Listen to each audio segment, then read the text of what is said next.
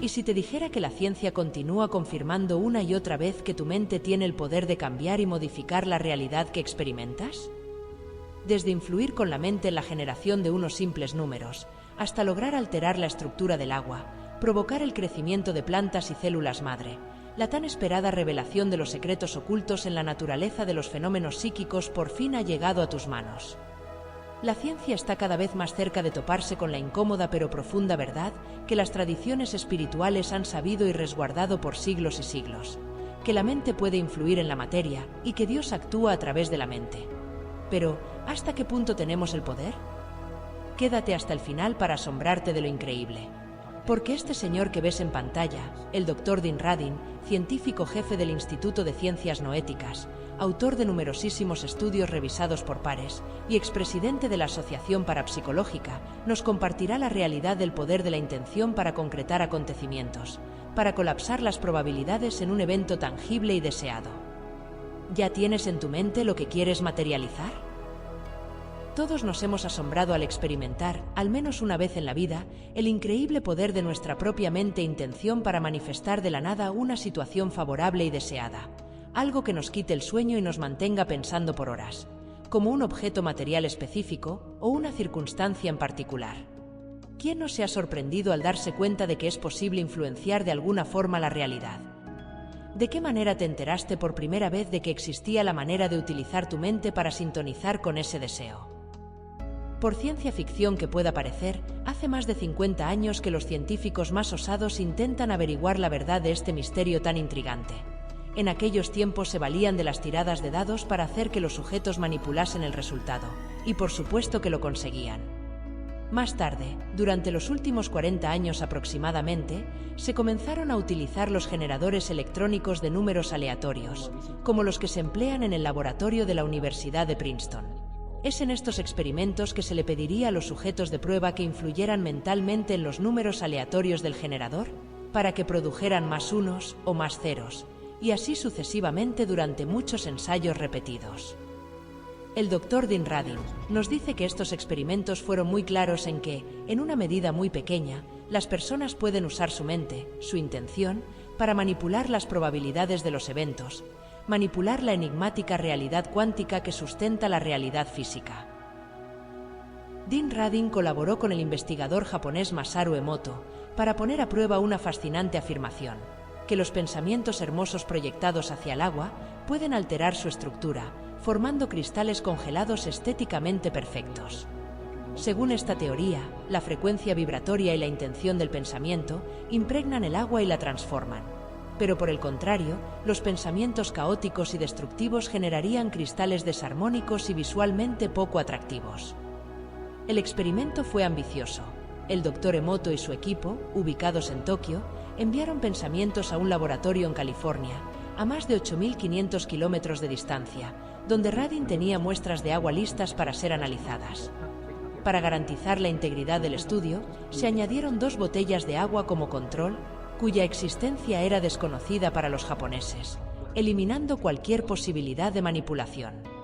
Al revisar las fotografías de los cristales surgió un detalle interesante. Emoto seleccionaba las imágenes que mejor ilustraban las formas armoniosas o desarmoniosas, según las intenciones proyectadas.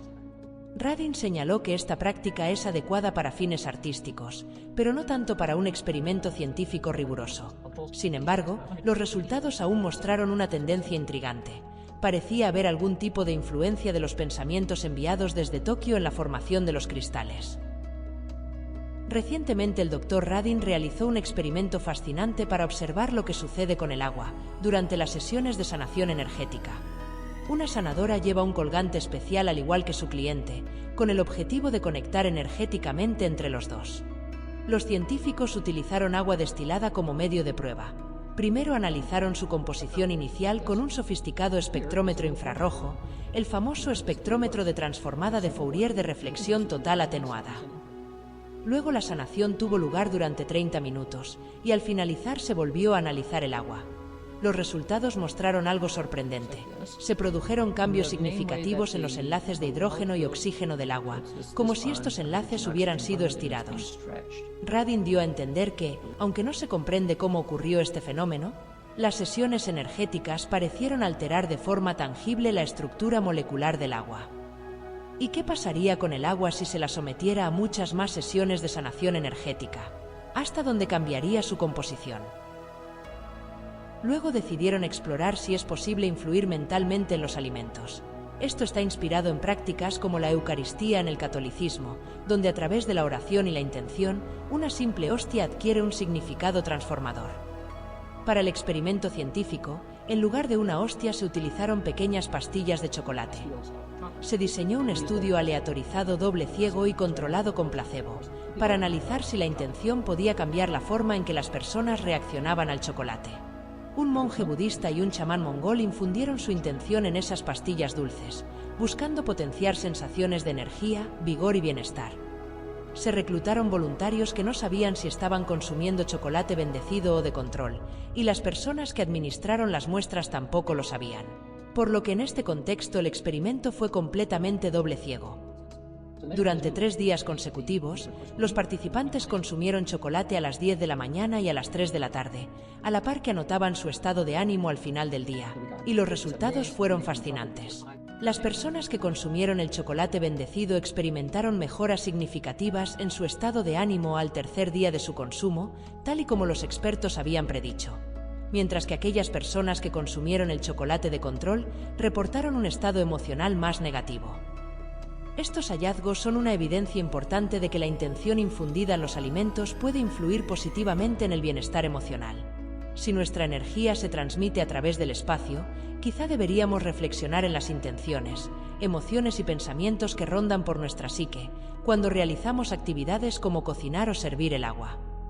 Casi que hemos perdido la costumbre de bendecir nuestros alimentos, el agua o el hogar, a las personas, a nuestros animales e incluso a nuestros proyectos. ¿Qué sabían nuestros antepasados de esta práctica tan sencilla y milenaria?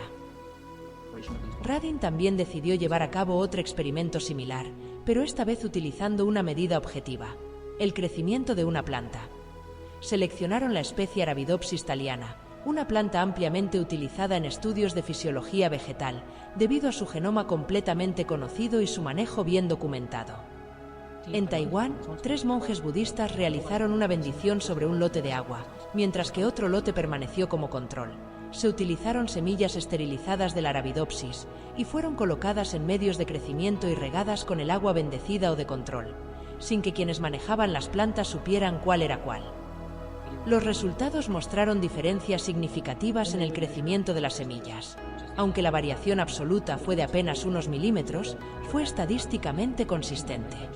¿Será cierto que las plantas reaccionan a las intenciones ocultas en las vibraciones de la voz y el pensamiento? Después de todo, todos los seres vivos estamos compuestos por un enorme porcentaje de agua. ¿Qué hubiera sucedido si los pensamientos se hubiesen dirigido directamente a la planta en cuestión? Y quizá tu abuelita que le canta a las plantas tenga razón en sus intuiciones. Se mencionó también, de la boca del científico Radin, que lograron finalizar un experimento diseñado para explorar si el agua bendita podía influir en el crecimiento y comportamiento de las células madre, siguiendo un enfoque similar al usado en investigaciones anteriores pero con un objetivo diferente: evaluar su proliferación. Las células madre, en este caso, fueron obtenidas a partir de la pulpa dental extraída de un diente humano, lo que permitió cultivarlas en condiciones controladas. 2 tipos de medios de crecimiento fueron utilizados, uno con agua de control y otro con agua previamente intencionada y bendecida. Aunque el impacto observado no resultó tan visualmente impresionante como en los experimentos realizados con plantas, los resultados arrojaron una diferencia estadísticamente significativa en el crecimiento celular. En los días 6 y 8 del experimento, las células tratadas con agua bendita mostraron un aumento notable en su proliferación, superando consistentemente a las que se desarrollaron con agua de control. Además de fomentar su crecimiento, descubrieron un hecho extraordinario: las células madre adultas, que suelen perder rápidamente su capacidad pluripotente, lograron mantener esta propiedad clave por más tiempo cuando fueron tratadas con el agua intencionada. Esto es particularmente relevante porque la pluripotencialidad es la cualidad que permite a las células madre diferenciarse en diversos tipos celulares, como tejido sanguíneo, nervioso, muscular o cerebral, y esa propiedad es esencial para su uso en aplicaciones biomédicas. Estos hallazgos no solo podrían respaldar la posibilidad de que la mente humana pueda influir en procesos biológicos, sino que también se sumen a un creciente cuerpo de evidencia que apunta a la interacción mente-materia en múltiples niveles. Aunque estos efectos son muy sutiles y requieren un elevado número de ensayos repetidos para garantizar su validez, los resultados indican consistentemente que la mente tiene la capacidad de interactuar con la materia de formas inesperadas y fascinantes. Entonces el científico afirma que, efectivamente, la mente interactúa con la materia. ¿Existe una conexión entre los fenómenos psíquicos y los principios de la mecánica cuántica? ¿Es una simple coincidencia o hay algo más profundo y significativo detrás de estas similitudes? La mecánica cuántica tiene características absolutamente fascinantes que la diferencian de la mecánica clásica. Una de ellas es la propiedad de no localidad, la cual describe conexiones que trascienden las limitaciones del espacio y el tiempo. Otra propiedad intrigante es el efecto del observador. El acto de observar un sistema modifica su comportamiento. En el experimento de la doble rendija, el acto de observar, de medir o de saber hacia dónde se dirigen los fotones colapsa la función de onda, resultando en un patrón de partícula. Esa energía literalmente se materializa y las numerosas probabilidades colapsan en una sola. Por otro lado, si no se realiza ninguna observación, los fotones generan un patrón de interferencia. El acto de observar altera la realidad del sistema observado. Estas propiedades no tienen paralelo en el mundo clásico, pero curiosamente en los fenómenos psíquicos también encontramos características similares. Estos fenómenos muestran conexiones que superan el espacio y el tiempo, como la telepatía, la mediumnidad, la clarividencia o la visión remota, y también dependen del observador, como se ha evidenciado en experimentos previos. El Dr. Radin apunta a la conclusión de que, para que los efectos de las capacidades extrasensoriales o fenómenos psíquicos sean posibles, es necesario el factor consciencia, la cosa que interconecta toda la realidad y la unifica. Llamémoslo el campo, inteligencia cósmica o Dios. Al reflexionar sobre los orígenes primordiales de la mecánica cuántica, encontramos que varios de sus fundadores, como Max Planck, el creador del concepto del cuanto y Premio Nobel de Física, tenían inclinaciones idealistas. Planck creía en una realidad donde la conciencia es fundamental y lo expresó de la siguiente manera: considero la conciencia como algo fundamental. Considero que la materia es un derivado de la conciencia. Toda materia se origina y existe únicamente en virtud de una fuerza que hace vibrar la partícula de un átomo y mantiene unido este diminuto sistema solar del átomo. Debemos suponer que detrás de esta fuerza existe una mente consciente e inteligente. Esta mente es la matriz de toda la materia.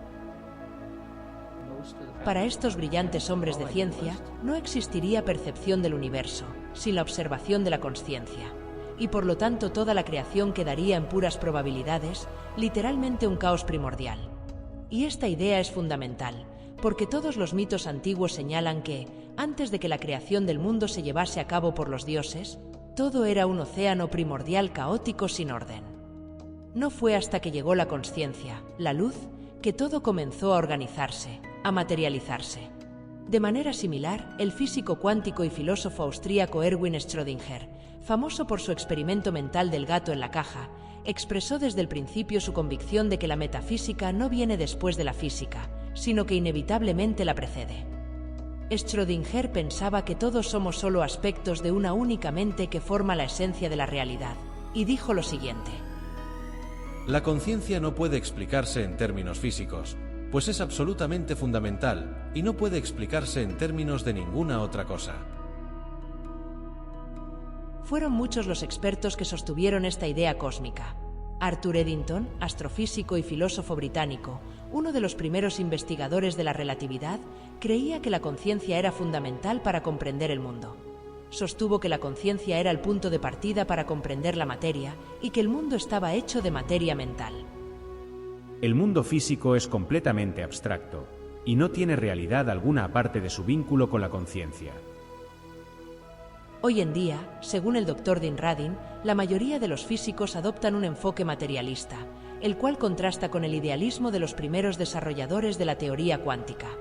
Sin embargo, estas filosofías opuestas continúan siendo imágenes especulares una de la otra. El problema central de este dualismo radica en nuestra incapacidad para entender cómo dos entidades tan fundamentalmente distintas, la mente y la materia, pueden interactuar entre sí. En la visión materialista o fisicalista, se asume que la materia es la base primordial sobre la que surge la mente y la consciencia. Es decir, el mundo físico origina al mundo mental y consciente. Todo comienza con la física da origen a la química da origen a la biología, y la biología, a su vez, da lugar a la psicología y la conciencia. Esta visión ha sido ampliamente aceptada, pero algunos filósofos incluso llegan a afirmar que somos como zombies, compuestos únicamente de materia y energía no vivas, y que la conciencia es una ilusión creada por estos procesos. También existen científicos negacionistas, por ejemplo, que tienden a rechazar cualquier evidencia que sugiera la existencia de fenómenos psíquicos y pasan de ellas al considerarlas imposibles o anómalas.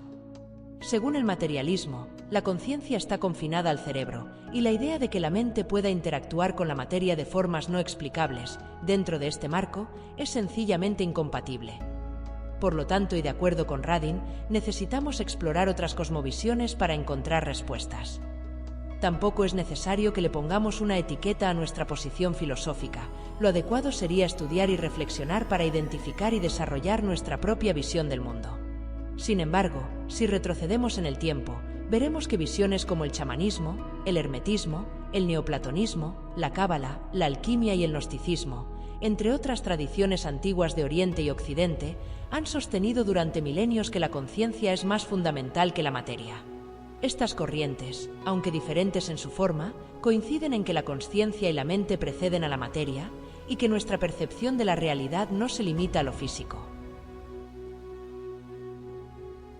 Así que si llegaste hasta aquí, quiero agradecerte infinitamente por acompañarnos en este fascinante viaje hacia el autodescubrimiento de nuestros poderes y capacidades ocultas. Hemos explorado cómo la mente y la materia parecen estar profundamente conectadas, abriendo una puerta a preguntas que desafían lo que conocemos de la realidad. Ahora es tu turno de ser parte de esta conversación. Déjanos saber que llegaste hasta el final comentando con un emoji que represente lo que te ha hecho sentir la temática de hoy. ¿Te sorprendiste?